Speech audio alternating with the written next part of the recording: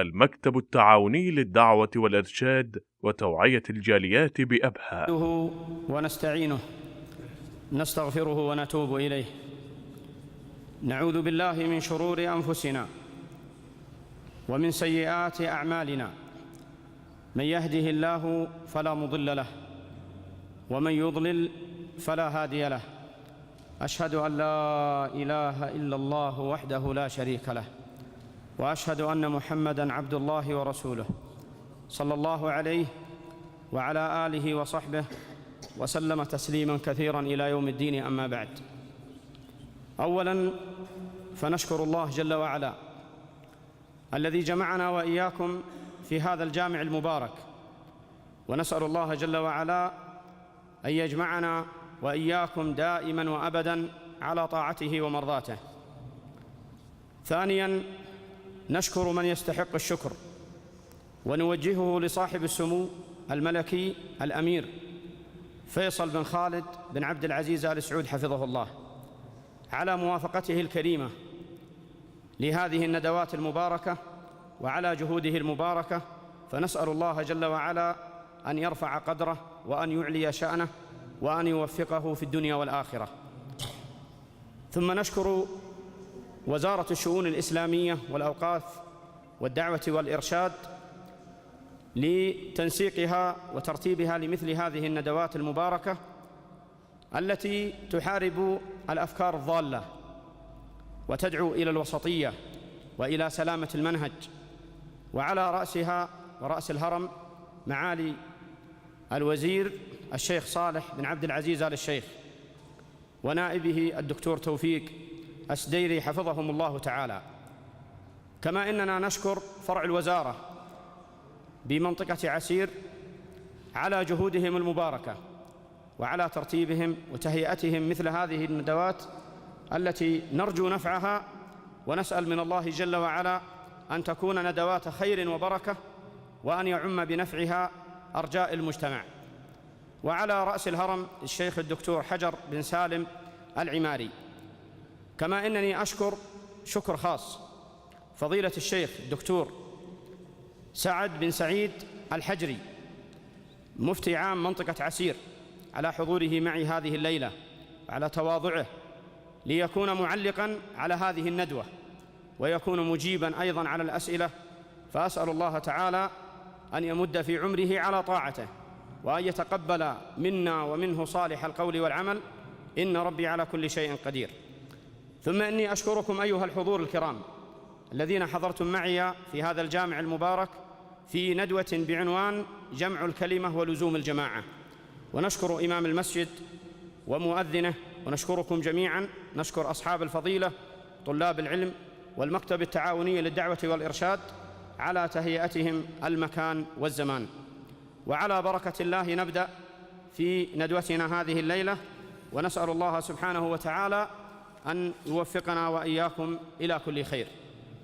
أيها الجمع الكريم، إنه لا يخفى على من اطلع على موارد الشريعة ومصادرها مدى أهمية لزوم الجماعة وحث الشارع على هذا الأمر الجلل، فقد تضافرت بذلك الآيات والأخبار والأحاديث والآثار، ودون ذلك الأئمة رحمهم الله تعالى في مصنفاتهم وفي كتبهم، سيما ما تعلق بمسائل الاعتقاد، فلا يكاد يخلو كتاب في العقيدة من تقرير ذلك وبيانه، بل نسبت العقيدة الصحيحة الحقة إلى من لزم الجماعة، فقيل عقيدة أهل السنة والجماعة. من أجل هذا وذاك فإنه تعين علينا أن نبين هذا المفهوم للزوم الجماعة وأن نحدد معناه على ضوء اللغة والشرع. فنقول تطلق الجماعة لغة على العدد الكثير من الناس والشجر والنبات، وعلى طائفة من الناس يجمعها غرض واحد، وهو اسم مصدر من يجتمع اجتماعاً. قال الشيخ ابن عثيمين رحمة الله تعالى عليه في شرحه على العقيدة الواسطية: أصل كلمة الجماعة هي بمعنى الاجتماع، فهي اسم مصدر، ثم نقلت من هذا الأصل إلى القوم المجتمعين. أما فيما يخص المعنى الشرعي فقد تعددت تفاسير العلماء رحمهم الله لهذه الكلمة تبعاً لتنوع النصوص الواردة في شأنها، وقد جمعها الإمام الشاطبي رحمه الله تعالى في كتابه الاعتصام، فبلغ بها 5 تفاسير. الأول أنها السواد الأعظم من أهل الإسلام، ويدخل فيهم العلماء المجتهدون من باب أولى. الثاني أنها جماعة أئمة العلماء المجتهدين. الثالث أنها أصحاب رسول الله صلى الله عليه وسلم، وهم سادات العلماء وقدوتهم رضي الله تعالى عنهم جميعا. الرابع أنها جماعة المسلمين إذا اجتمعوا على حاكم. الخامس أنها جماعة أهل الإسلام إذا اجتمعوا على أمر تعين على غيرهم من أهل الملل أن يتبعوهم في ذلك. والتحقيق في هذه المسألة وبه تجتمع الأقوال أن الجماعة تطلق على أمرين: الأول البناء والكيان، والثاني المنهج والطريقة.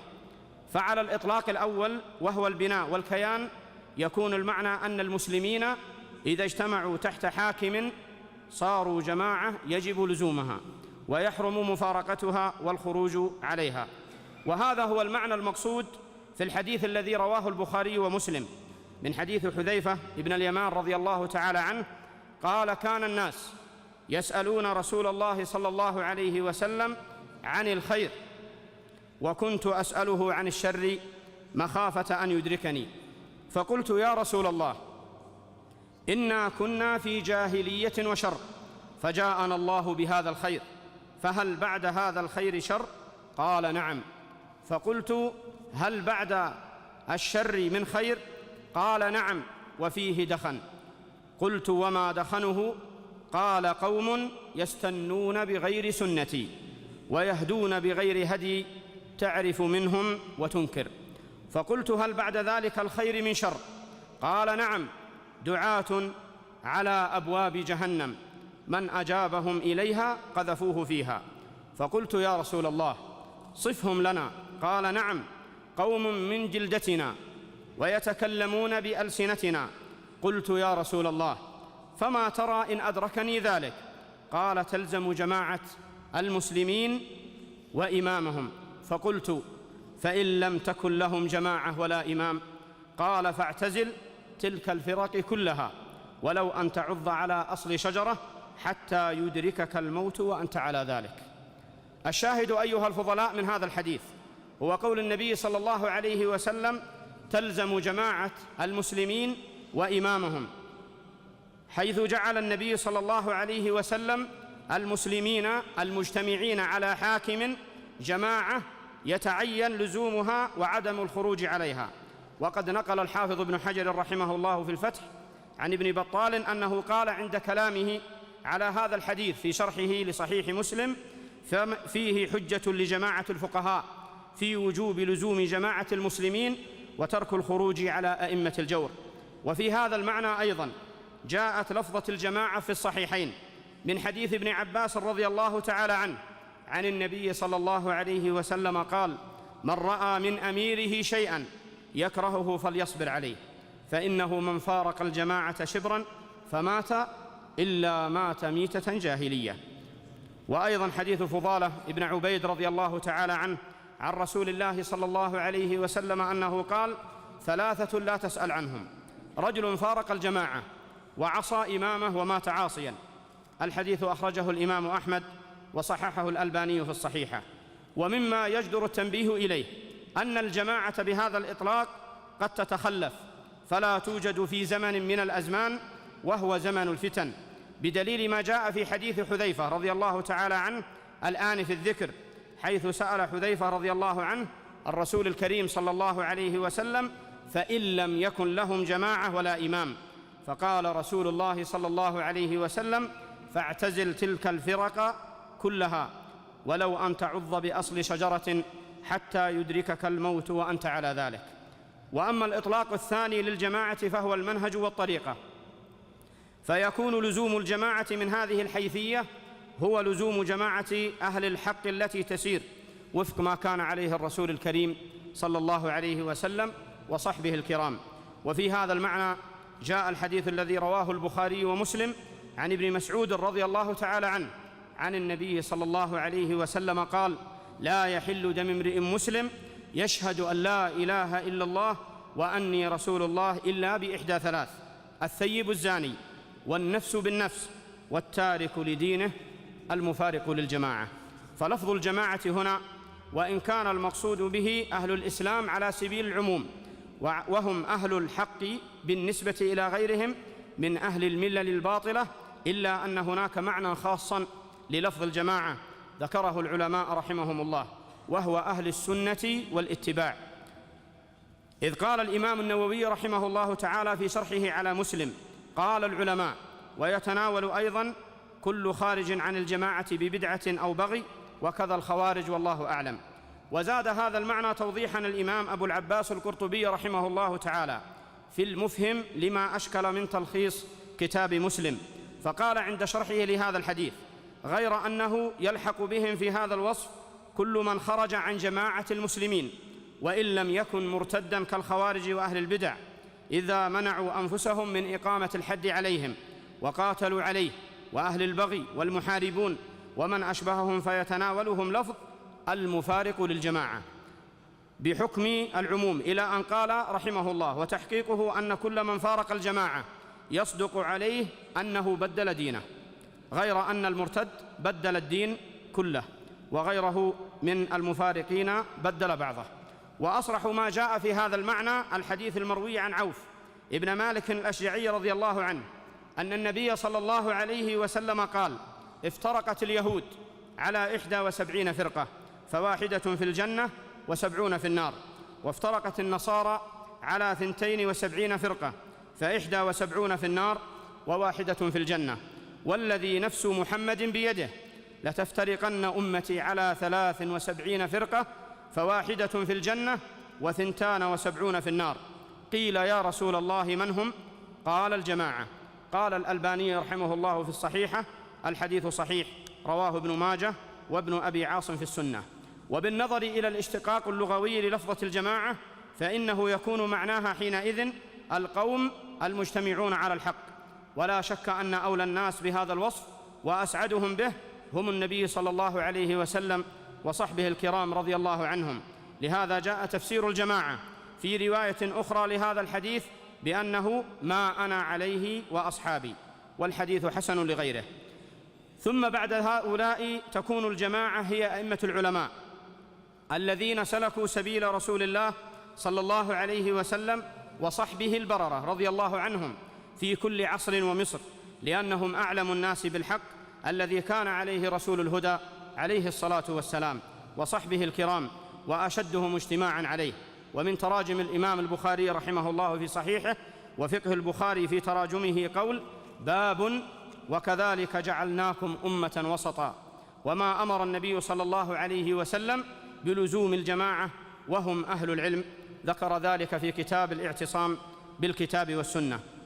ومما يعضد هذا ما رواه الحافظ أبو نعيم الأصبهاني في حلية الأولياء أن الإمام العلم إسحاق بن إبراهيم الحنظلي المروزي المعروف بابن راهويه سئل عن معنى السواد الأعظم الذي فسرت به الجماعة، فقال: محمد بن أسلم وأصحابه ومن تبعهم.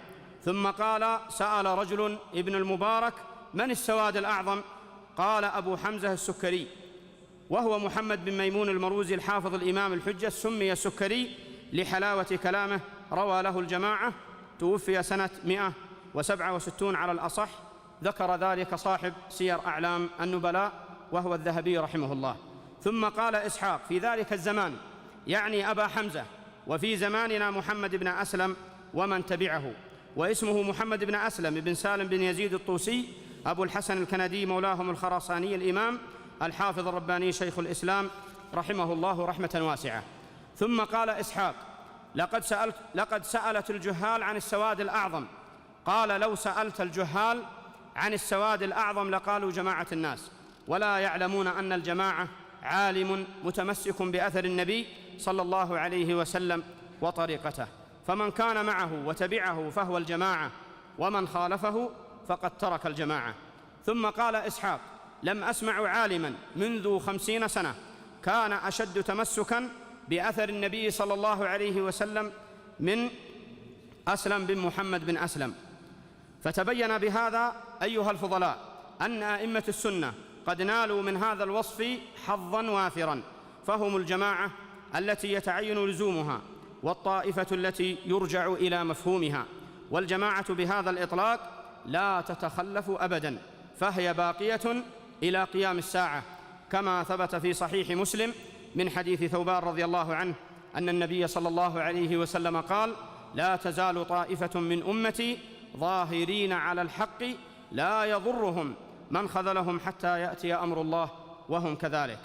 وفي صحيح البخاري ومسلم عن المغيرة ابن شعبة رضي الله تعالى عنه عن النبي صلى الله عليه وسلم قال: لا يزال طائفة من أمتي ظاهرين حتى يأتيهم أمر الله وهم ظاهرون. وقد ترجم الإمام البخاري رحمه الله تعالى لهذا الحديث بقوله: باب قول النبي صلى الله عليه وسلم: لا تزال طائفة من أمتي ظاهرين على الحق وهم أهل العلم. قال الحافظ في الفتح: قوله وهم أهل العلم هو من كلام المصنف.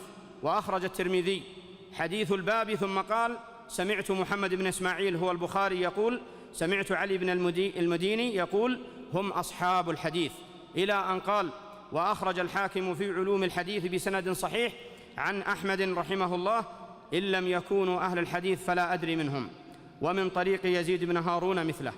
ونستنتج من هذا كله: أولاً أن المعنى الأول للزوم الجماعة هو لزوم ما كان عليه رسول الله صلى الله عليه وسلم وصحبه الكرام، ولا يتم ذلك إلا بلزوم أهل العلم المجتهدين ممن عرفوا باتباع السنة واتبعوا الأثر.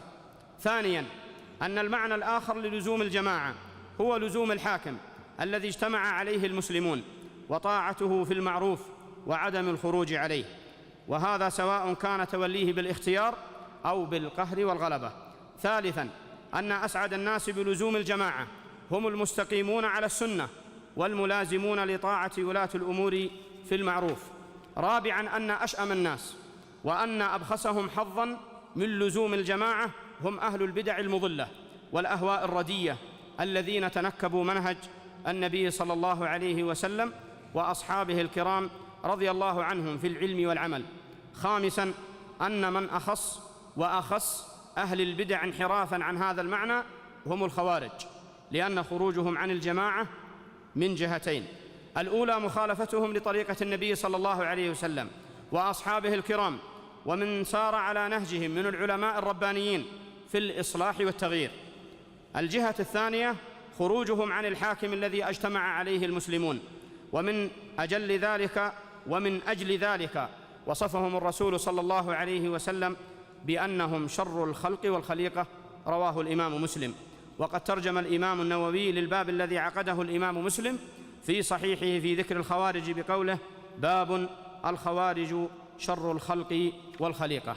أيها الفضلاء، اعلموا أرشدكم الله لطاعته أن الإسلام يدعو إلى الاجتماع ونبذ الفرقة، فإن من عظمة هذا الدين الإسلامي الذي رضي الله جل وعلا لعباده أن جاء بالاجتماع، فقد جاء الإسلام بهذا المعنى العظيم، بل وجعل من الضروريات أن يجتمع الأفراد والجماعات والشعوب تحت مظلة واحدة هي مظلة الإسلام، بل شرع الشرائع ونظم العبادات من أجل هذا الهدف النبيل وهو الاجتماع.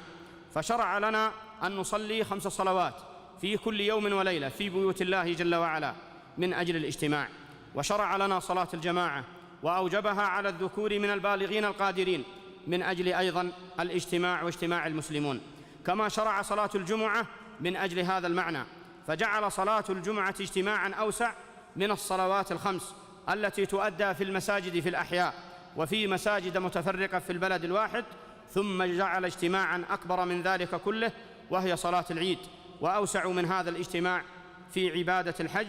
كل ذلك لأجل أن يجتمع الناس، لأن في الاجتماع أهدافاً سامية ومقاصد نبيلة نتعرف عليها بإذن الله عز وجل في خلال هذه الندوة. ثانياً، لا اجتماع إلا تحت مظلة الدين. الإسلام علمنا أنه لا اجتماع إلا تحت مظلة هذا الدين العظيم، فمهما اجتمعنا تحت مظلة أخرى فإن هذا الاجتماع سيكون اجتماعاً صورياً أو شكلياً لا يؤتي ثماره، بمعنى أن الاجتماع تحت مظلة لون أو عرق أو إقليم أو ما شابه ذلك لا يدوم طويلاً. أما الاجتماع تحت مسمى هذا الدين العظيم فهو الذي يدوم إلى قيام الساعة، وهو الذي يبقى، وهو الذي يؤتي ثماره بإذن الله جل وعلا. والذين مثلوا الإسلام حقيقة هم أنبياء الله ورسله عليهم الصلاة والسلام، وفي مقدمتهم رسول الهدى صلى الله عليه وسلم الذي رسم لنا المنهج وأوضح لنا الطريق، حيث جمع أعراقاً متعددة من أقاليم متباينة كلهم قد اجتمعوا تحت مظلة هذا الدين العظيم، العربي مع غير العربي، والأبيض مع الأسود، والعامي مع الجاهل، كل ذلك حققه النبي الكريم عليه الصلاة والسلام بهذا المنهج الرباني العظيم. ثالثاً، كل الأنبياء يدعون إلى الاجتماع.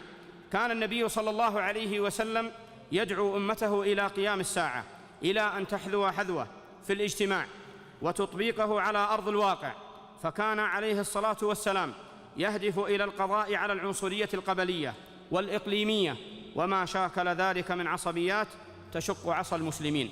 ورسل الله صلى الله عليه وسلم كانوا كذلك، حتى عابهم أولئك الذين كرهوا الاجتماع، فعابوا نوحاً وهوداً وصالحاً وشعيباً عليهم السلام بأنهم يريدون أن يجمعوا الناس تحت مظلة واحدة.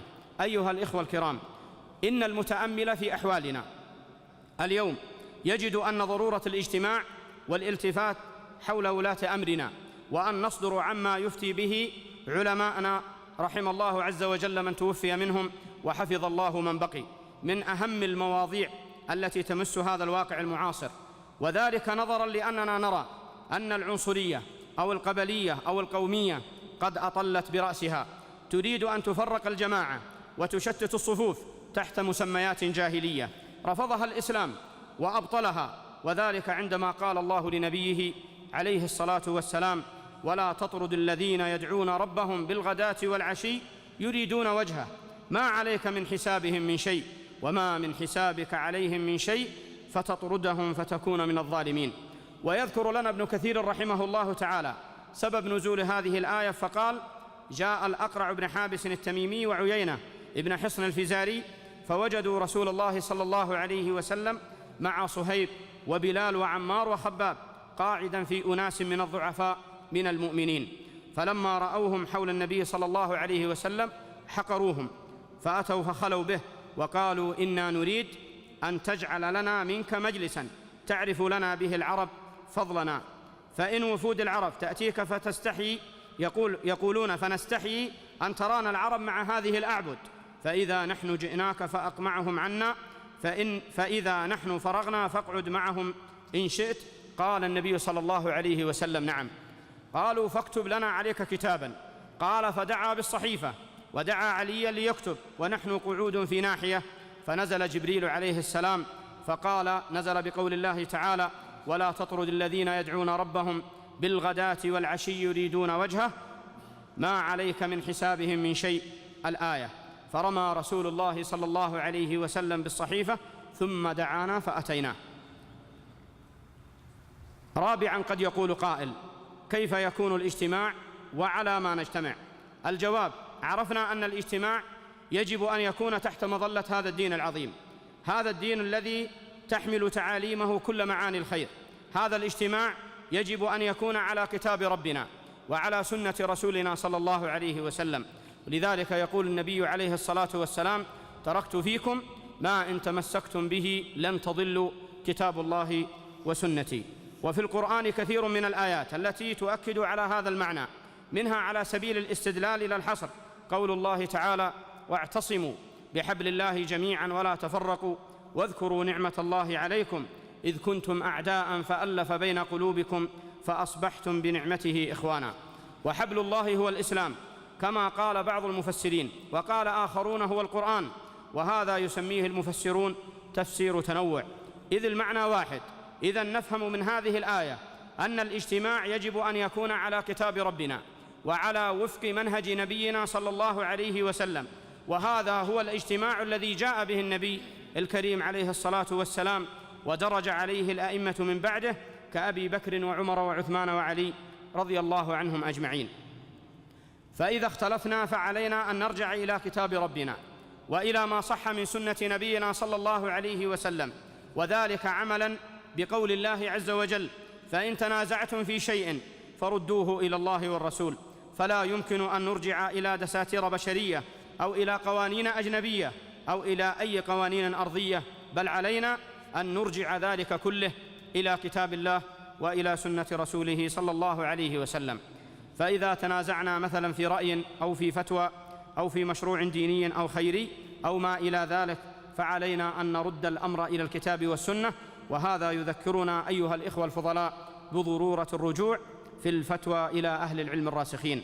فمن الخطأ اليوم أن يذهب أحدنا ليبحث عن كل مفت ليستفتيه، وهذا المفتي قد يأخذ بالشاذ أو المرجوح من الأقوال أو سقطات أهل العلم أو زلاتهم، ثم يبني على ذلك فتواه. فإن من تتبع رخص العلماء وزلاتهم لم يبق له شيء من دينه. خامساً، الاجتماع على ولاة الأمور، كما أن من الاجتماع أن نجتمع على من ولاه الله أمرنا، يجب أن نجتمع عليه وأن نسمع وأن نطيع في المنشط والمكره، وألا ننازع الأمر أهله. وهذا فيه نصوص كثيرة لو تكلمنا عنها لطال بنا المقام، ولكن نذكر مثالا وبالمثال يتضح المقال. فعن عوف بن مالك رضي الله عنه عن رسول الله صلى الله عليه وسلم قال: خيار أئمتكم الذين تحبونهم ويحبونكم وتصلون عليهم ويصلون عليكم، وشرار أئمتكم الذين تبغضونهم ويبغضونكم وتلعنونهم ويلعنونكم.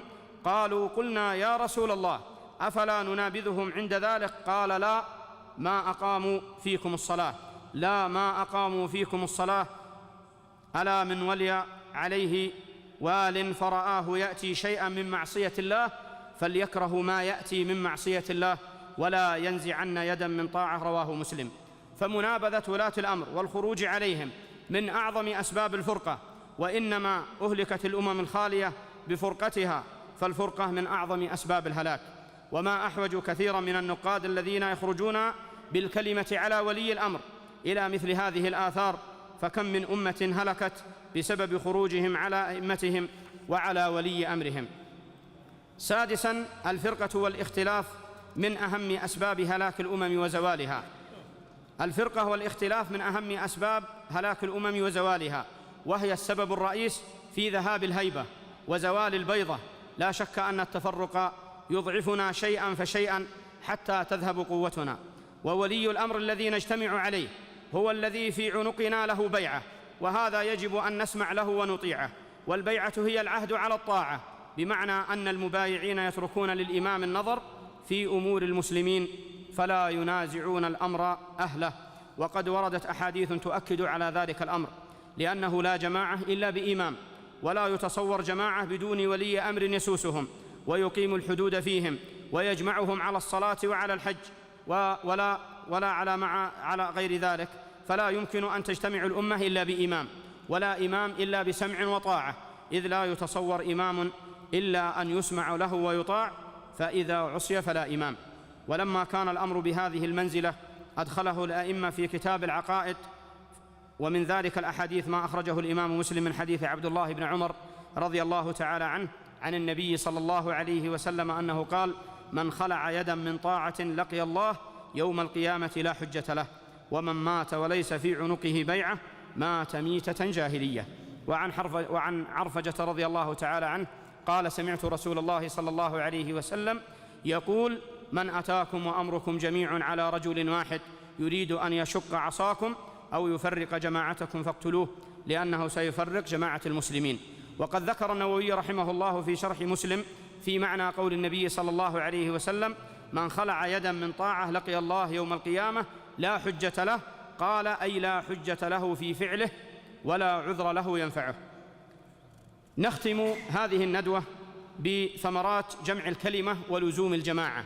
ثمرات كثيرة ومهمة جدا، خاصة في هذه الظروف التي تعيشها الأمة، وقد تفرق المسلمين وقد اختلفوا كثيرا في أمور دنياهم، وذلك بسبب عدم تحقيق ما يريده الشارع الحكيم من الاجتماع، لأن سبب صلاتنا مجتمعين وحجنا في هذا الجمع المهيب كل ذلك لأن الشارع يريد أن يجتمع المسلمون على قلب رجل واحد، فمن فوائد وثمرات جمع الكلمة ولزوم الجماعة ما يلي: أولاً، أن الاجتماع يساعد المجتمع على مواجهة التحديات، فنحن إذا اجتمعنا نستطيع أن نصمد أمام التحديات العصرية، ولن تستطيع الأمة أن تواجه هذه التحديات إلا بالاجتماع. ثانياً، أنه يساعد على إظهار عظمة الإسلام من القوة والاتحاد. ثالثاً، تحقيق الألفة والعدالة والمحبة والتآخي، فالاجتماع سيحقق كل هذه المعاني الجميلة. نصلي في مسجد واحد، ونقف في صف واحد، نركع جميعاً، نسجد جميعاً، نحج جميعاً، كل هذا فيه معنى الترابط والتلاحم والألفة وعدم التفريق بين المسلمين. رابعاً، القضاء على العصبية القبلية، فإننا إذا اجتمعنا في المسجد صلى فيه الجميع، الكبير والصغير، والشريف والوضيع، والغني والفقير، كلهم يخضعون يسجدون لله رب العالمين، فالعلاقة بيننا هي علاقة هذا الدين العظيم، كما قال سلمان الفارسي رضي الله عنه: أبي الإسلام لا أب لي سواه إذا افتخروا بقيس أو تميم. ومن هنا جاء الإسلام فرفع أناسا ووضع آخرين، وكما جاء في الحديث: من بطأ به عمله لم يسرع به نسبه. خامسا، القضاء على ما يحاول أن يفعله المحاربون من المشركين من تفريق كلمة المسلمين وجعلهم فرقا وأحزابا، فنحن إخوة، وإن كان هذا من مصر، وهذا من الشام، وهذا من العراق، وهذا من الباكستان أو اليمن أو السودان أو من أي مكان، طالما أنه مسلم، فالذي يجمعنا هو الإسلام، لا أماكن ولا قبائل ولا عصبيات ولا غير ذلك، فنحن ننتمي لهذا الدين قبل أن ننتمي لأي شيء، وهذا ما فعله النبي صلى الله عليه وسلم عندما أسقط دعوى الجاهلية. سادساً، تحقيق البركة، فبالاجتماع فيه بركة في أمور الخير كلها، حتى في الطعام، فقد جاء بعض أصحاب النبي صلى الله عليه وسلم فقالوا: يا رسول الله، إنا نأكل ولا نشبع، قال: فلعلكم تفترقون. قالوا: نعم. قال: فاجتمعوا على طعامكم واذكروا اسم الله عليه يبارك لكم فيه. سابعاً، أنه يخيف الأعداء ويلقي الرعب في قلوبهم، فاليهود لو تحقق لديهم أننا مجتمعون لما تجاوزوا شبراً واحداً من أرض المسلمين. ثامناً وقبل الأخير، تنشيط الإنسان وإحياء روح المنافسة وإبعاده عن الرذائل والمحرمات، فالشخص يكسل عن العمل إذا كان وحده، أما إذا كان مع الجماعة نشط، كما أنه قد يقع في بعض المحرمات في حال كونه منعزلاً عن جماعة المسلمين، أما إذا كان وسط إخوانه فإن هذا مدعاة لإبعاده عن ذلك، فالاجتماع دواء ناجع لكثير من الأمراض النفسية المنتشرة اليوم، مثل الاكتئاب والقلق وغير ذلك. تاسعاً وأخيراً، طرد الشيطان وإغاظته، لأنه يهم بالواحد وهو عن الاثنين أبعد، كما جاء في الحديث: ما من ثلاثة في قرية ولا بدو لا تقام فيهم الصلاة إلا استحوذ عليهم الشيطان، فعليكم بالجماعة فإنما يأكل الذئب القاصية، يعني إن الذئب إذا انفردت الماعز أو الضأن أكلها، فإذا كانت في جماعة ضعف عن ذلك، فكذلك الإنسان إذا اجتمع مع إخوانه فإن هذا يضعف الشيطان. أسأل الله تبارك وتعالى أن ينفعني وإياكم بما قلنا وبما سمعنا، وأستغفر الله لي ولكم، إن ربي غفور رحيم. ونترك ما تبقى من الوقت لشيخنا وحبيبنا الشيخ الدكتور سعد بن سعيد الحجري، مفتي عام منطقة العسير. أسأل الله عز وجل أن يجري الحق على لسانه، وأن يسدده ويوفقه، وأن يحفظه من كل سوء ومكروه. قلت ما سمعت وما أستغفر الله. صلى الله وسلم على نبينا محمد.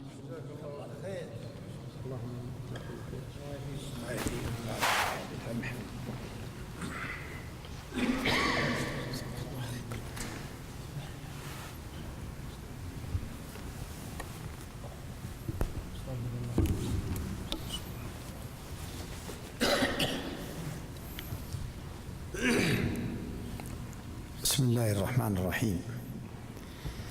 الحمد لله رب العالمين، وصلى الله وسلم على نبينا محمد وعلى آله وصحبه وسلم تسليما كثيرا.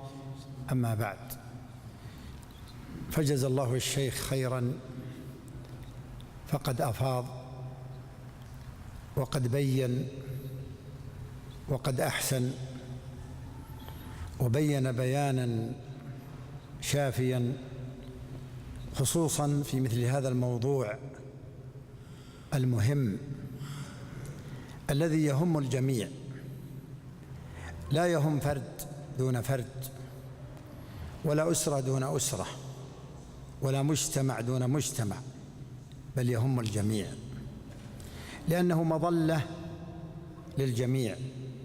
ولا بد أن تتفيأ هذه الأمة بهذا الظلال الذي ليس بدعا، وإنما جاء في شرعنا.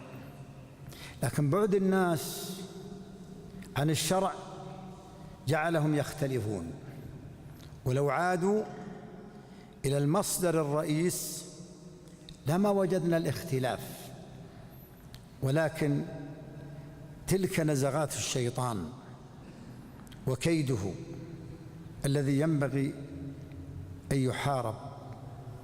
لا شك بأن الاجتماع اجتماع أبدان واجتماع قلوب، وقد بين اجتماع الأبدان مطلوب. إن الله يحب الذين يقاتلون في سبيله صفا.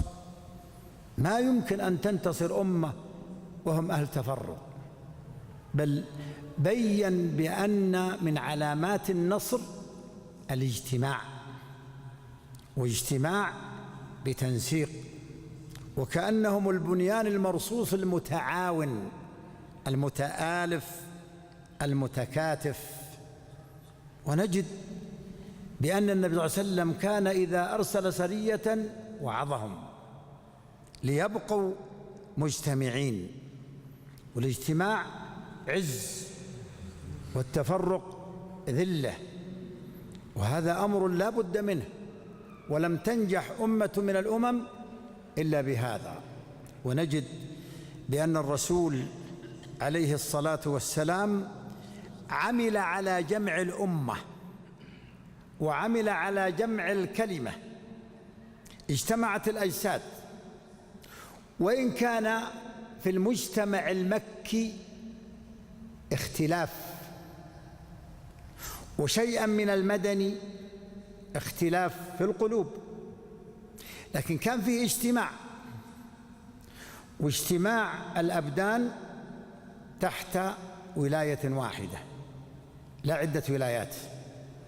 وهذا الذي أمرنا الله عز وجل به، وجاءنا في سنة رسولنا عليه الصلاة والسلام. الله تعالى قرن الاجتماع على ولي الأمر بطاعته وطاعة رسوله. هل هناك أعظم من طاعته وطاعة رسوله؟ هل هناك شيء يقدم عليها؟ لا، لم يبق خيار للإنسان أن يقول أختار، لا، هذا شيء مفروغ منه، هذا شيء محسوم من أجل أن تحتكم الأمة إلى الشرع، ما تحتكم إلى الأهواء. لما احتكموا إلى الهدى سلكوا الصراط المستقيم فانتصروا، لما احتكموا إلى الهوى سلكوا طريق الغاوين حتى انهزموا. وفرق بين هذا وبين ذاك، الصحابة خلق كخلقنا، لا شك بأن ما يحملون من الدين أعظم مما نحمله نحن، لكن الخالق واحد والمخلوق هو إنسان. لكن فرق بين الانتماء إلى الدين، أولئك ينتمون إلى الهدى، وأكثر الناس اليوم ينتمون إلى الهوى. وين هذا من هذا؟ الفرق حرف واحد، لكن حرف واحد يغير حياة الناس حقيقة.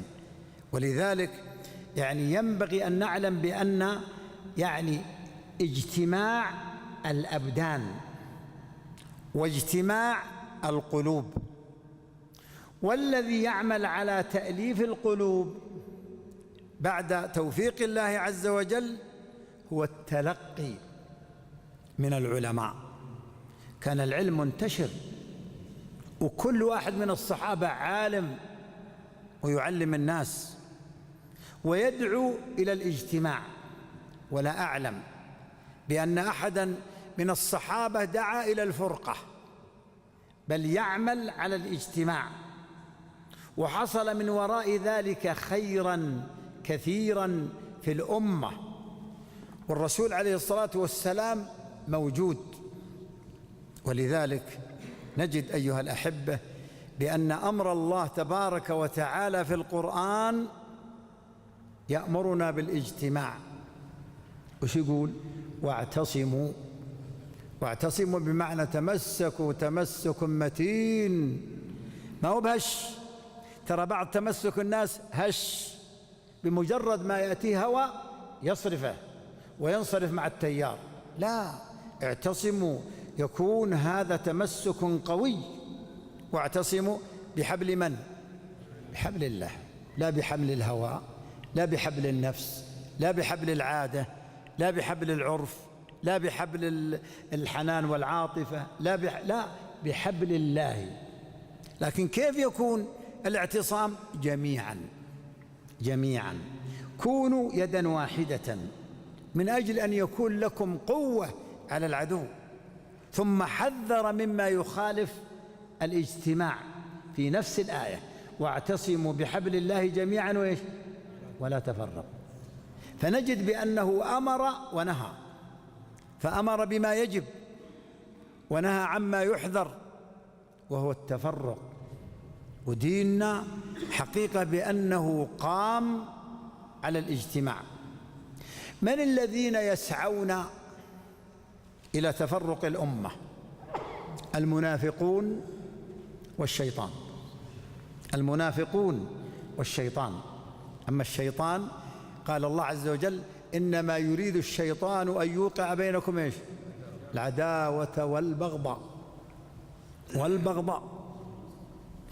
ويقول عليه الصلاة والسلام: أيس الشيطان أن يعبده المصلون في جزيرة العرب، ولكن إيش؟ في التحريش. شوف كيف. ولذلك النبي صلى الله عليه وسلم نجد بأنه حذر من الانفراد. الراكب إيش؟ شيطان، والراكبان شيطانان، والثلاثة ركب. ثم إذا سافرت ما تترك الأمر مفلوت. سافرت مع جماعة، وش تسوي؟ لابد أن تؤمر. سبحان الله، ليه؟ من باب ضبط الأمور، ما تكون الأمور مفلوتة، لا، لابد من ضبط الأمور. ترى هذا فيه تعليم للأمة وتعليم شديد، لكن الكثير من الناس ما يرجع إلى السنة، تأخذه الأهواء والعياذ بالله. بل قال عليه الصلاة والسلام: ما من ثلاثة في قرية ولا بدو، ما من ثلاثة في قرية لا تقام فيهم الجماعة إلا قد استحوذ عليهم الشيطان، فعليكم بالجماعة فإنما يأخذ الذئب من الغنم إيش؟ القاصية. إذا نجد بأن الشيطان هذا مما يعمل على الفرقة. الأمر الآخر أهل النفاق، لما رأوا اجتماع الصحابة المهاجرون من مكة والأنصار من المدينة تحت مظلة واحدة بقيادة واحدة ولي أمر واحد، أغاظهم ولا أرضاهم؟ أغاظهم. أخذوا يوشون كما يفعل اليوم. كل ما يأتي من المخالفات إنما هو من الوشاية من قبل أولئك الذين لا يحتكمون إلى الشرع، بل ولا يحملون من الإسلام إلا الاسم، ولا يعرفون من القرآن إلا الرسم. يوشون يا للمهاجرين يا للأنصار حتى كادت أن تدب بينهم. أبي دعوى الجاهلية يقول النبي صلى الله عليه وسلم: وأنا إيش؟ وأنا بين أظهركم. أبي دعوى الجاهلية لا يزال هناك عصبيات. لم يرضهم ذلك، جاءوا عند الأوس وجاء عند الخزرج، وهم كانوا في المدينة، كان بينهم حروب شديدة. الله عز وجل جمعهم بالإسلام، لكن هذا أغاظ أهل النفاق، فلا زالوا يوغرون صدور بعضهم على بعض حتى كادت أن تدب بينهم. فلذلك يا أحبتي يعني يجب أن نعلم بأن جماعة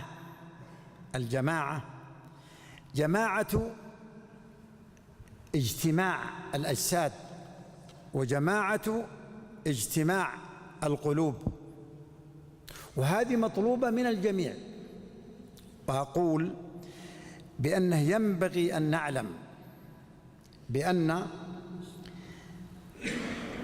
المجتمع لا يصلح إلا بعوامل، كل هذه العوامل تصب في الاجتماع. وش هذه العوامل؟ أول عامل من العوامل التآلف. لا يمكن أن يكون هناك تآلف وفي فرقة. متى يكون التآلف؟ إذا وجد الاجتماع. بل تعتبر الألفة من أعظم النعم التي أنعم الله عز وجل بها على الإنسان، وهي نعمة عظيمة، لكن كثير من الناس نجد بأنهم يغفلونها. ولذا قال: واعتصموا بحبل الله جميعا ولا تفرقوا واذكروا نعمة الله عليكم إذ كنتم أعداء فإيش؟ فألف بين قلوبكم فأصبحتم بنعمته إيش؟ إخوانا. إذن التآلف، لكن التآلف وينه؟ تآلف القلوب.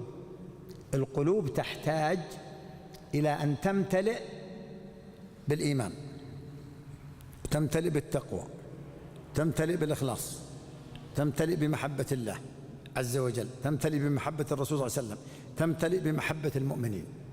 إذا امتلأت أثمرت، حصل من وراء ذلك ثمرة، لأن مناط التآلف مرتبط بالقلوب. قال عليه الصلاة والسلام: الأرواح جنود مجندة، إيش؟ ما تعارف منها ائتلف وما تناكر منها اختلف، والعياذ بالله.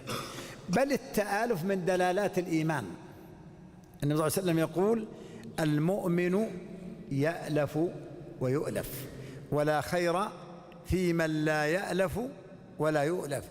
بل بين بأن من أقرب الناس مجالس منه يوم القيامة قال: أحاسنكم أخلاقا الموطؤون أكنافا، أهل التواضع الذين إيش؟ يألفون ويؤلفون، يألفون ويؤلفون. مطلوب هذا الأمر حقيقة. الاجتماع يحتاج إلى تآلف بين المجتمع، لكن متى يكون الائتلاف بين المجتمع؟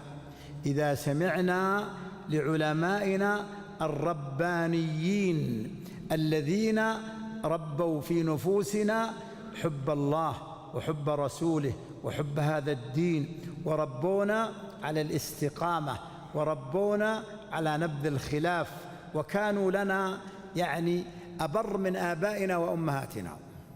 الأب والأم يحرص على سلامة إيش؟ البدن. تجده يجي عند الولد أي صداع يلا على المستشفى، يجي عندها أي ألم يلا على المستشفى، لكن عندها انحراف روح به الحلقات لا ما يروح به. يعني اهتمام بالبدن، ما هو اهتمام بهذا. إذن ربوا الناس على الخير، يعني نذهب به إلى العلماء. ابن عباس يعني جلس مع النبي صلى الله عليه وسلم وعمره صغير، أردف على الحمار يا غلام، عمره 10 سنوات، حفظ للأمة 1660 حديث وعمره 13 سنة. 13 سنة. عمرو بن سلمة أما الناس وعمره 6 أو 7 سنوات وهم خلفه وهو إمام لهم. وين تربوا ذولا؟ إذن تآلف لابد يكون فيه، يعني ناخذ بأولادنا إلى هذه الحلقات المباركة، لابد من التآلف. أمر آخر من إصلاح المجتمع التعاون على البر والتقوى. هذا أمر الله ما لنا خيار. الله تعالى يقول: وتعاونوا على البر والتقوى. لابد من التعاون من أجل أن يثمر هذا التعاون الامتثال لأمر الله، ويمتثل كسب عون الله، ويثمر أن نكون كجسد واحد، ويثمر أن نكون كالبنيان، ويثمر فتح أبواب الخير، ويثمر غلق أبواب الشر، ويثمر نصر الظالم بمنعه، ويثمر نصر المظلوم برفع الظلم عنه بهذا التعاون. لكن تعاون على أمرين: البر والتقوى. البر فعل الأوامر، والتقوى اجتناب النواهي. إذا اجتمع البر والتقوى فالمراد بالبر فعل الأوامر، والتقوى ترك النواهي. أمر آخر التعارف. الله عز وجل جعلنا شعوب وقبائل ليه؟ تعارف، ما نتناكر تخاصم كذا، لا، من أجل أن نتعارف. ولذلك ذكر الشيخ نعم صح، عندنا يعني أوقات نتعارف فيها، عندنا تعارف ما له زمن، تعارف على العلم، على الذكر، وعندنا تعارف يومي الصلوات، وعندنا تعارف أسبوعي الجمعة، وعندنا تعارف سنوي الحج واجتماع. وعندنا يعني يجب علينا أن يكون هذا التعارف موجود بيننا. ثم من الأسباب كذلك من العوامل التآخي. لا بد يكون بين المجتمع تآخي، هذا أخوك، لأن الروابط بين المجتمع 3 روابط: رابطة البشرية، رابطة النسب، رابطة الدين. رابطة البشرية كم؟ آدم وحواء، في غيرها: يا أيها الناس إنا خلقناكم من ذكر وأنثى. طيب رابطة النسب 2، وشو؟ الأب والأم.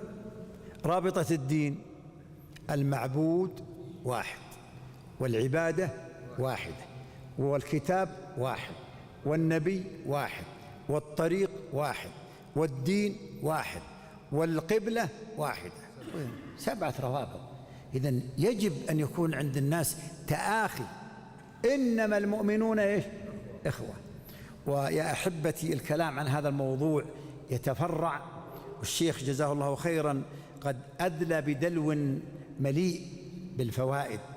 نعم، وجزاه الله خير لما بهذا الموضوع من جوانب عدة، والناس في حاجة إلى أن يجتمعوا، وعدم اجتماعهم هذا طمع من أعدائهم فيهم.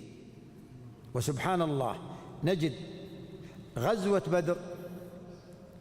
بدر ما فيها نفاق. متى ظهر النفاق؟ بعد بدر.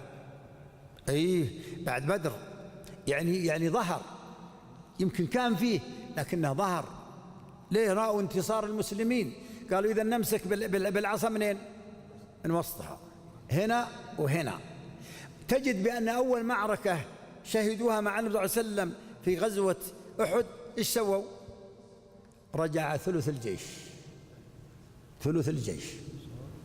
300 رجع بهم من؟ أهل النفاق. فرقة ولا اجتماع؟ فرقة.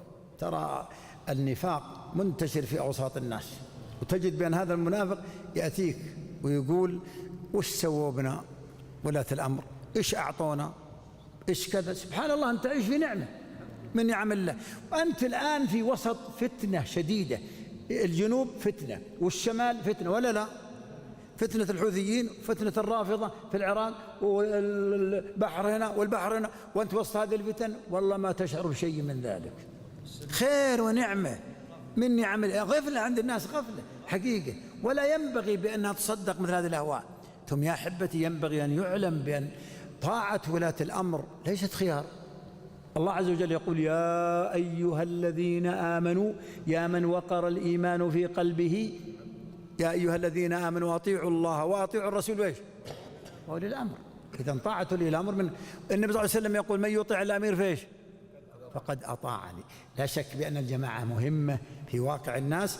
الرسول عليه الصلاة والسلام لما مات لم يدفن إلا ليلة الأربعاء، مع أن إكرام الميت إيش؟ دفن بسرعة. ليش أخروها أكثر من 30 ساعة؟ من أجل الاجتماع، من أجل الاجتماع. لما اجتمعوا على أبي بكر دفنوه، وقبل أن يجتمعوا على أبي بكر لم يدفنوه خشية التفرق. وقد كانت قيادة أبي بكر الصديق قيادة موفقة. كلامه على المنبر من كان يعبد محمدا فإن محمدا قد مات، ومن كان يعبد الله فإن الله حي لا يموت. أنت ما تدين بهذا الدين إلا لله عز وجل، ولذلك كان لها وقع كبير في نفوس الناس واجتمعوا، وكان التفرق بعيد عنهم، وإن حصل من أولئك من ادعى النبوة وكذا، لكنهم يعني ولله الحمد كبتوا ولم تقم لهم قائمة. جزا الله الشيخ خيرا على ما قدم، جزاكم الله خيرا وبارك الله فينا وفيكم. والأسئلة بعد الأذان. بسم الله الرحمن الرحيم. اللهم صل لنا وسيدنا والحاضرين.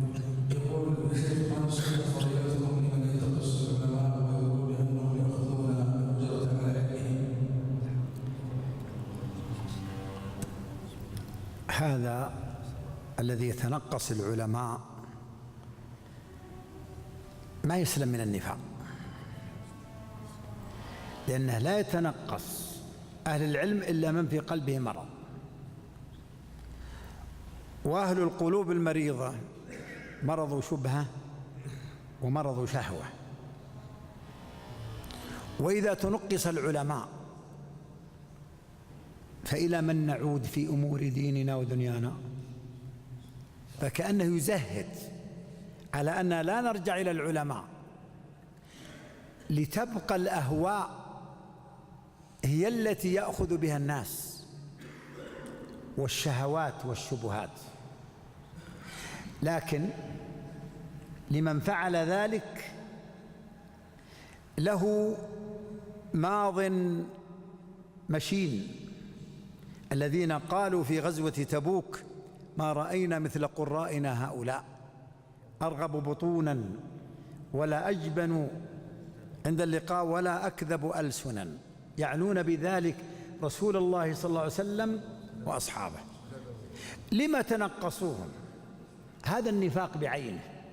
لكن الله عز وجل رد عليهم، قالوا: إنما كنا نخوض ونلعب نمزح، قل أبالله وآياته ورسوله كنتم تستهزئون لا تعتذروا قد كفرتم.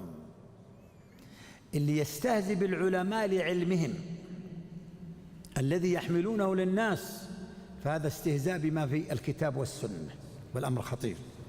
وإذا استهزأ بالعالم لذاته فهي كبيرة من الكبائر، وكلاهما خطير.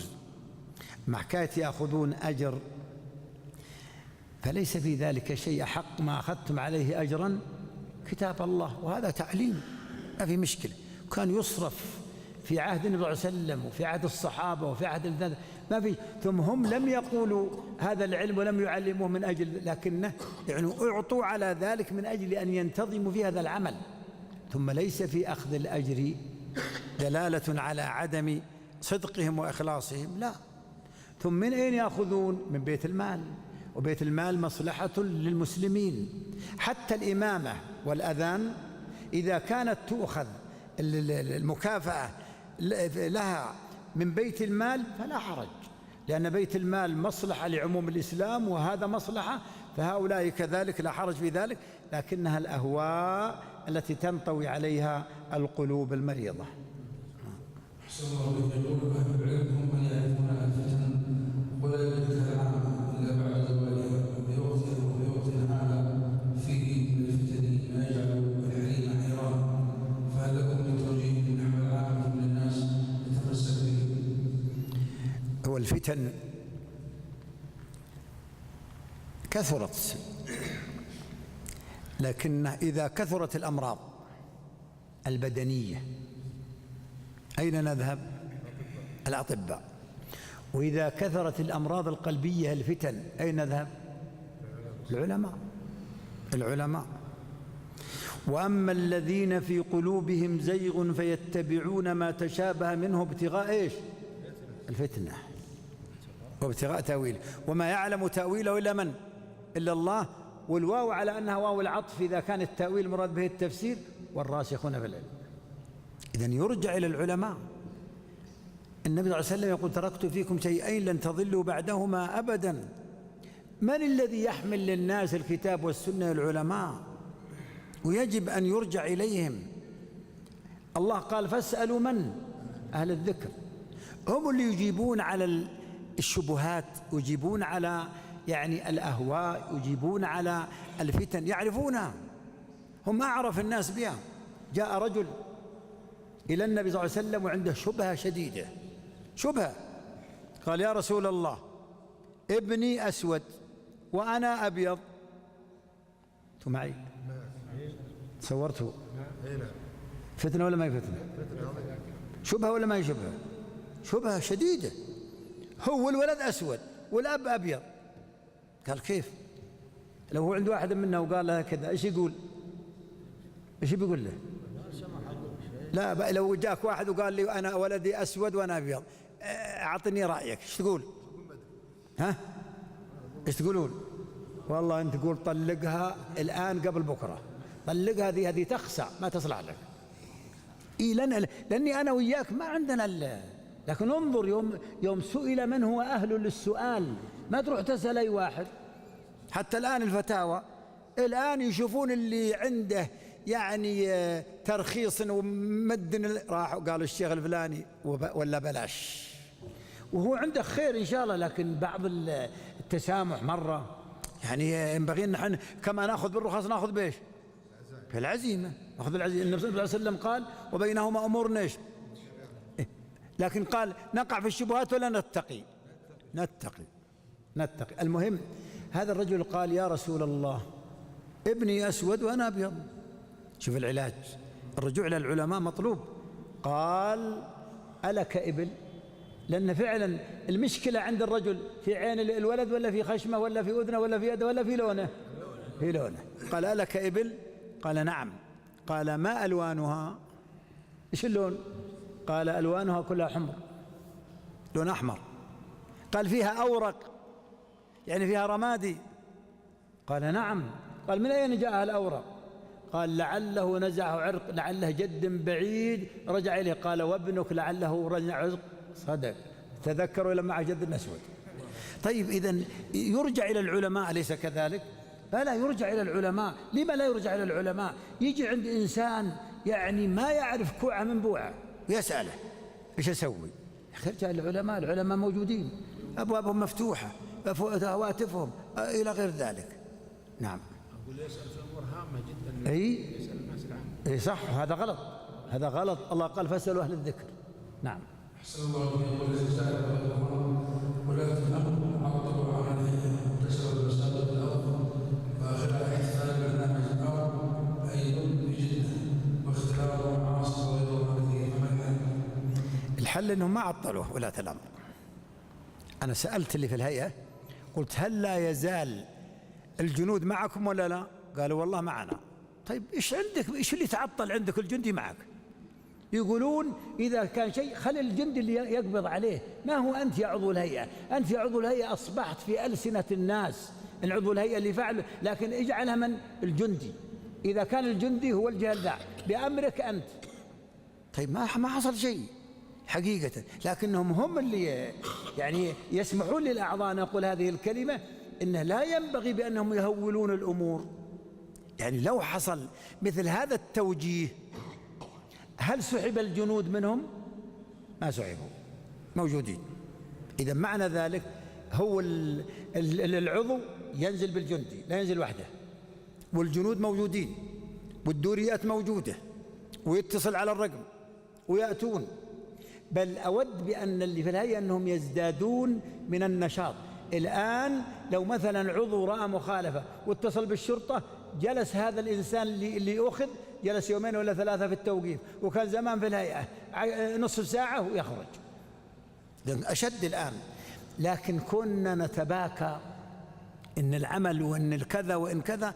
يا أخي أنا آخر ما سألت الهيئة قبل أيام، يعني اجتمعت بهم في هيئة أبا وهيئة الخميس، قلت هل سحب الجنود منكم؟ قالوا لا. قلت فلما لا تستغل؟ الآن لا يزال العمل، لا يزال السلطة لكم. انزل بالجندي والجندي يقول له يأخذ كذا وكذا. لكن أما حكاية إن كذا ولا كذا، هل أحد يعني عندما يقبض عضو الهيئة أو كذا على إنسان مخالف ومعه الجندي، هل يقول جندي لا؟ ما يقول لا، يكتب في تقرير ولا يقول لا. يتصل بالشرطة، قال مدير الشرطة نحن معكم بما تريدون. إذن قد يكون في بعض الإخوة من الهيئة جزاهم الله خير وهم على خير، قد يكون فيهم يعني أنهم قابلوا مثل هذا الأمر بالقنوط وباليأس وبالكسل وبالكذا. نعم. مع أننا ندعو يعني ولاة الأمر وندعو من بيده الأمر إلى دعم الهيئة، وهو محاصل، الدعم حاصل، لكن عمل الهيئة الآن يعتبر عمل فريد، بل الدولة وفقها الله تعتبر هي الدولة الوحيدة في العالم التي عندها جهاز حكومي اسمه جهاز الأمر بالمعروف والنهي عن المنكر، ويعني يقومون بعمل نبيل جدا، ونسأل الله أن يعينهم وأن يسددهم وأن يوفقهم، لكن ودنا أنهم يبقون في عملهم. أما حكاية أنه جانا ما بلغهم يعني الآن العسكري معك كل عسكري افعل كذا وكذا. وصح في البداية جاء الهيئة ردة فعل، لكن سألتهم قبل أيام قالوا لا والله الأمور على ما يرى. فترى الناس يهولون بعض الأشياء. أحسن الله إليك. يقول ما رأيكم فضيلتكم لمن يقول أن الجهاد فرض عين؟ ليس بفرض عين. لو كان فرض عين كان لا يجوز لي ولا يجوز لك أن نبقى هنا. لو كان فرض عين على كل عين، لا ما هو فرض عين. من قال لك إنه فرض عين؟ ولا قالها أحد. يقولها أناس ما عندهم علم ولا يدرون إيش يعني شروط الجهاد وإيش كذا. طيب لو خرج المسلمون من هذا البلد إلى سوريا ولا خرجوا للعراق ولا يأتي العدو يحتل البلد هذا، هل هذا صحيح؟ قال شيخ الإسلام فرض عين على كل بلد في بلده، لكن اللي بعدهم يعني عند الحاجة أو استنفرهم الإمام ولا في رأيه اليوم. هل إنسان يطمئن في رأيه يعني تحت مظلة الجهاد؟ لا. حروب كانوا يعني حقيقة عدة فصائل وبعضهم يحارب بعض. كلمة حق صراحة. وش كان داعش زمان؟ إيش كان الناس يقولون عن داعش؟ كانوا يقولون بأنه وش آخر الأمر يقتلك في المسجد. ما هو أنا أني أزاهد في الجهاد، أنا ما يجوز لي أزاهد وهو ذروة سنام الإسلام، لكني أقول بأن له شروط، وينبغي من إذن ولي الأمر، وينبغي أن يكون له استعداد، وأعدوا له ما استطعتم من قوة. أما حكاية كل واحد يضرب في رأسه قالوا جهاد فرض عين، من قال لك فرض عين؟ ارجع للعلماء، اعرض هذا الأمر على هيئة كبار العلماء، اعرض هذا على اللجنة الدائمة، يقولون فرض عين؟ ما هو معقول في فرض عين هم جالسين في الرياض ولا جالسين في كذا. يعني ينبغي أن كل إنسان واقعي فيما يقول، لأن كلمة فرض عين إذا قلتها لإنسان جاهل راح وألقى بنفسه في التهلكة، لا يعرف يحارب ولا يعرف يحمل سلاح، ويكون عالة على المجتمع وعالة على من يذهب إليهم. ما هو صحيح. يعني أخذ الأمور ينبغي أن يكون أخذها بعلم، ما يكون أخذها بهوى.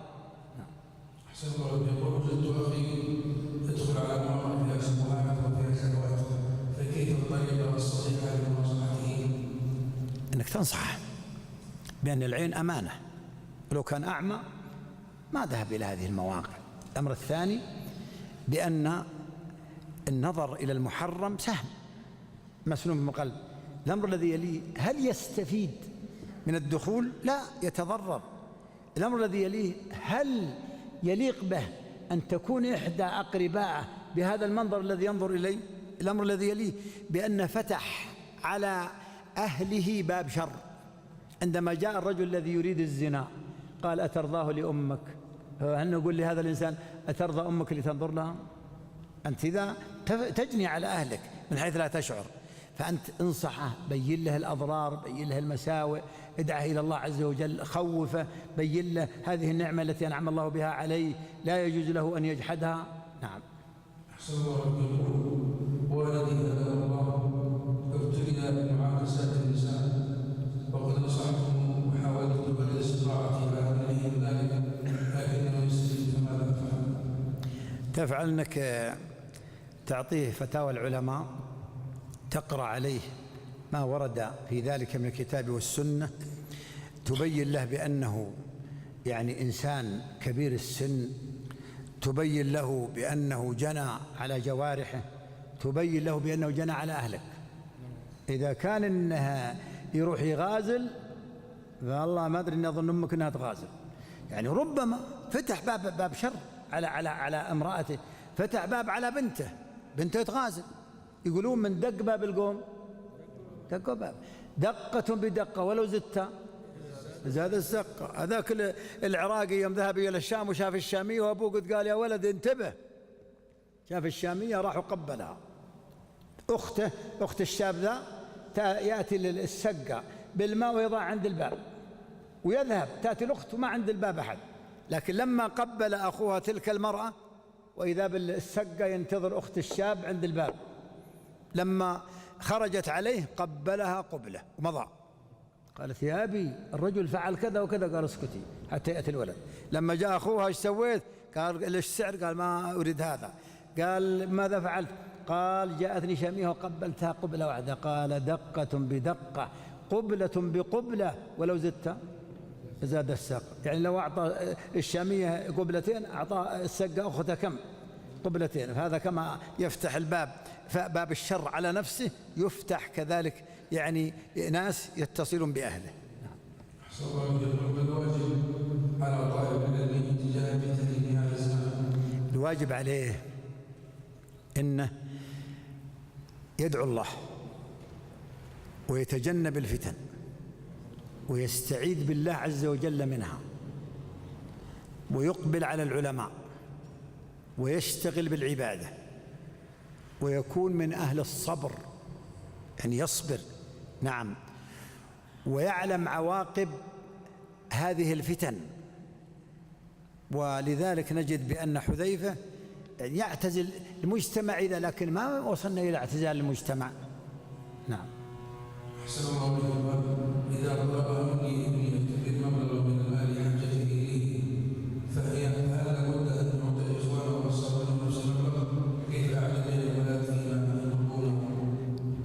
ما يجوز تعطي الولد إلا قرض من أجل أن يؤديه لك بعد ذلك. هذا بشير بن سعد أعطى ابنه النعمان والنعمان منعم، أعطاه مال. قالت عمرة بنت رواحة أم النعمان أشهد رسول الله صلى الله عليه وسلم على هذا العطاء.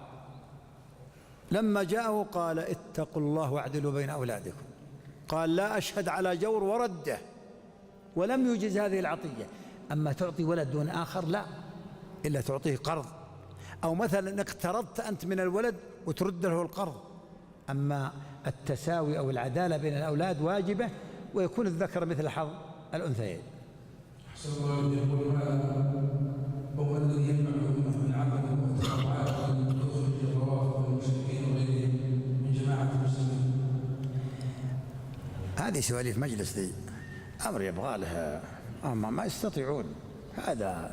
هذا من قديم، الرافضة بين المسلمين من قديم، والنفاق كان والنبي صلى الله عليه وسلم موجود. يصعب الأمر، لكن ما نيأس. الأمر يعني فيه كلام يعقل وكلام لا يعقل. حقيقة بأن مثل هذه الأمور ما يقدرون الآن بواقع المسلمين وبواقع الاختلاف وبواقع. أتدري من أهل السنة والجماعة اللي يتكلم عنهم الشيخ؟ تراهم في هذا البلد نادر يوجدون في البلاد الأخرى.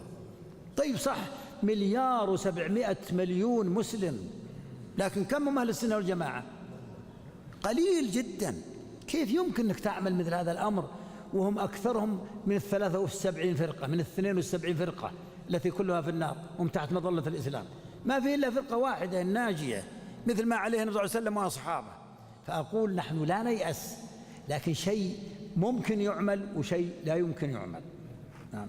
أحسن الله. وشاع لدى عامة الناس أن النهي بالطلاق ليس صادقا في حالة هذا العامة صح، أما طلب العلم لا. العامة فعلا يقولون لا بتطلق، أنت صادق طلق، إذا ما طلقت ما أنت صادق، هذا العامة. أما طلاب العلم أبدا ما يقولون هذا. ولكن ليعلم الجميع بأن هيئة كبار العلماء عدا 5 منهم أفتوا بأن من حلف بالطلاق فهو طلاق. هيئة كبار العلماء. لذلك كم من الناس علي الطلاق قد طلق مرة 100 مرة وبعد معه، المرة بعد معه. كيف الكلام ذا؟ مشكل. الناس تساهلوا بالطلاق تساهل شديد. أقول هيئة كبار العلماء إلا 5 يقولون لا، يقولون بأن الحلف بالطلاق إذا كان الهزل بالطلاق طلاق 3 جدهن جد وهزلهن إيش؟ جد. إذا كان الهزل يعتبر جد كيف باللي يحلف بالطلاق؟ وإذا سألته آخرها واحد اليوم جاني قلت ايش تقصد بالطلاق؟ قال أقصد زوجتي. حلفت بالطلاق لكني أقصد زوجتي وأقصد به الطلاق. وترى هو الصح. بعضهم يقول علي الطلاق من رأس أم محمد. طيب عاد في هذا مجال. قال علي الطلاق بالثلاث، قال إني ما قصدت الطلاق. أنت تقول بالثلاث، ما فيه اليمين والله ثلاث، ما فيه الطلاق ثلاث. المهم على أن الأمر خطير جدا، وهذه نظرة العامة، وعلى طلاب العلم أن يصححوها. أحسن الله يقول كثرة الزكاة هذه الأيام تنسب بالإسلام أنها زكاة إسلامية، ما رأيكم بها؟ ما هي للإسلام، ما هي شيلات إسلامية، ما عندنا شيلات إسلامية وشيلات، كل الشيلات هذه شيطانية يعني صراحة. يعني الشيلات هذه تشل الواحد، تشله إلى فوق مترد، شلت كثير منهم قتل له واحد. الشيلات هذه طرب، الشيلات هذه لهو، الشيلات هذه ضياع، الشيلات هذه يعني اتباع للشيطان، الشيلات هذه لعب، الشيلات هذه يعني وراءها مفاسد عظيمة جدا. ليتق الله أولئك. أنا لو سألت هذا اللي يعمل الشيلات قلت الله يقبضك وأنت على الشيلات، إيش يقول؟ يقول استغفر الله، وأنا أقول قل استغفر الله خلها. طيب وإذا قلنا لصاحب الشيلات نسألك بالله هذا ميزان حق وميزان باطل، أسألك بالله وأنت اجعل الشيلات، اجعلها في ميزان الحق، ما يقدر. الشيلات أخذت منحى. كنا نسمع زمان أناشيد إسلامية، والله أني في مسجد الغنيم إن واحد سألني قال يا شيخ ما حكم الأغاني الإسلامية؟ قلت أنت صادق جاد؟ قال والله جاد. ليش الأغاني الإسلامية؟ قال الأناشيد، وهذه مثلها يعني عنده مؤثرات تطرب القلب إطرابا غصبا عنه، تصد عن ذكر الله. لو قل له يا فلان صاحب الشيلة خلنا نذكر الله، قال ما شاء الله عنه ليلة العمر خلى ذا الليل شيلة. طيب أحسن الله رجل يصلي العشاء بعد الغروب مباشرة يكون سنه والعزم أنه يستطيع الصلاة في وقتها. ما إذا كان لعذر مثل مرض أو مثل أنه ما يعي إلا في هذا الوقت ويضيع في غيره، لعذر من الأعذار فلا حرج، يجوز الجمع بين الصلاتين لمرض لسفر لمثل هذا العذر، مثل يضيع لكنه يرجع له عقله في هذه الساعة فلا حرج. أما كان لغير عذر فلا يجوز. نعم. أحسن الله يقول يجوز جمع صلاة العصر بعد صلاة الجمعة للمسافر؟ لا، هذا تكلم فيها العلماء وفيها كلام كثير، والصحيح بأنه ما يجوز، لأنه 23 سنة في حياة النبي صلى الله عليه وسلم لم يرد، وإن كان الصلاة لم تشرع إلا في آخر يعني العشر السنوات، لكنه لم يعني يؤثر عن النبي صلى الله عليه وسلم بأنه جمع مع الجمعة جمع معها العصر، ويبقى الأمر توقيفي. نعم، وعليه أكثر أهل العلم، وقالوا من جمع العصر إلى الجمعة فيعيدها، أي يعيد، لأنه لا يجوز أن يجمعها. حياة النبي صلى الله عليه وسلم لم يصلي العصر مع الجمعة، صلى في وقتها ركعتين. نعم، هذا إذا صليت الجمعة. أما أنا مسافر يوم الجمعة وصليت الجمعة ظهر فأجمع العصر معها، لأني صليتها ظهر، أما صليتها جمعة ما أجمع معها العصر. أحسن الله يوجد الذين مراد بها مواجهة ولكنها في بنيان فنزيلها لا أزلها والله لو في ماسورة تنقض نزيلها. هذه يتعلق بالشرع. قال لا تستقبلوا القبلة ببول أو غائط، ولكن شرقوا أو غربوا، يقولها أهل المدينة. لا يجوز لا استقبال لا في البنيان ولا في غيره. نعم، ولذلك يقولون بأن حديث ابن عمر فعل، وهذا لا تستقبلوها ولا تستدبروها قول، والقول يقدم على الفعل إذا تعارضت الأدلة. نعم، المهم على أن غير مسارها. يقول أبو أيوب كنا ننحرف، كان إلى القبلة كنا ننحرف في البنيان. نعم. يا شيخ بالنسبة لسؤال الأولاد، إذا كان في أولاد أكثر من ولد والولد أكبر من الثاني أو أولاد وبنات لا تعطيه إلا بمقدار حاجته، مثلا يروح المدرسة مثلا، أما تفضله لا. نعم.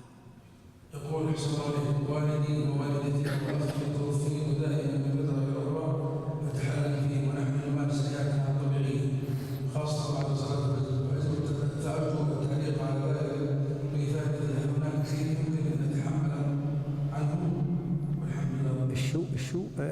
أنا سمعت والدتي متوفي يقول يراهم. طيب الرؤيا 3 أنواع: بشرى وتحزين وحديث نفس. وأظن هذه إنها من إيش؟ من حديث النفس. أظنه يحب أبوه وأمه ويرقدهم على باله فيراهم في المنام في الغالب، هذا منه دائما الغالب. أو ربما تكون بشرى إذا رأيت شيء يسرك أو ترغب أنه يقع. نعم، المهم على أنه يعني لا تعلق على هذه الرؤى أحكاما حقيقة. وأنت لو نمت وأنت جائع إيش ترى في المنام؟ شوفهم سكتوا، مستحيل. إيش ترى؟ ترى الأكل ولا لا؟ أيوة، ما يعني فأقول والله أعلم بأنه قد يكون حديث نفس، فلا تضرب له حساب. ولو أنك يعني سألت بعض المعبرين، وترى أحيانا بعض التعبير ترى قد يتجاوز الحدود شوية. بعض المعبرين واحد يقول نعبر، يقول واحد قلت له قال أنت عند الباب، قال تلفت من أنا عند الباب، قال أنت عند كذا. كيف يخبر بالمغيبات هذا؟ نسأل الله السلامة. هذا جن اللي معه، نسأل الله السلامة. فأقول أحيانا بعض المعبرين وبعض الرقاة يعني يتجاوزوا الحدود شوية، لكن أنت اعمل بالآداب الشرعية. إذا كانت رؤيا خير تفرح بها، تستبشر بها، تحدث بها من تحب. إذا كانت غير ذلك فإنك تنقلب من جنبك الذي رأيت إلى الجنب الثاني، تنفث عن يسارك، لا تحدث بها أحدا، وتقرأ آية الكرسي وتتوضأ وتصلي ولا تضرك إن شاء الله، ولا تحدث بها أحدا، لأن اللي يحبك بيحزن واللي يشناك بيفرح. فأنت اسكت عليها، لا تعلم ولا. نعم، شوفها قد قال أخيرا جابها. جزاك الله خير. وكان جينا رسائل نصية بالمحاضرات التي تكون فيها وليته، أما في هذه الأيام هي ما وقفت، هي موجودة، لكني أنا كنت في الأسبوع الماضي كانت محاضراتي كلها في تامة، وأنتم ما بتنزلون تامة. كانت واحدة في الحبيل، وكانت واحدة في الرصعة في بلاد رجال الماء، وكانت واحدة في النمو اللي في مربة. أيوة، هي كنت أنا بعيد يعني ما كنت موجود. وكانت واحدة في السراء، وكانت واحدة في لا. هذا السبب اللي خلانا ما عدنا، أنها كانت كلها بعيدة. في اللي عندنا في أبها والخميس والأحد نعلنها لكم، أما اللي بعيد ما نبغى نكلف عليكم، والله ما طراكم، لكن انه ما طراكم تعبون، لكن يعني المهم ما حبينا نكلف عليكم. وجزاكم الله خير وبارك الله فيكم واثابكم، وصلى الله على نبينا محمد.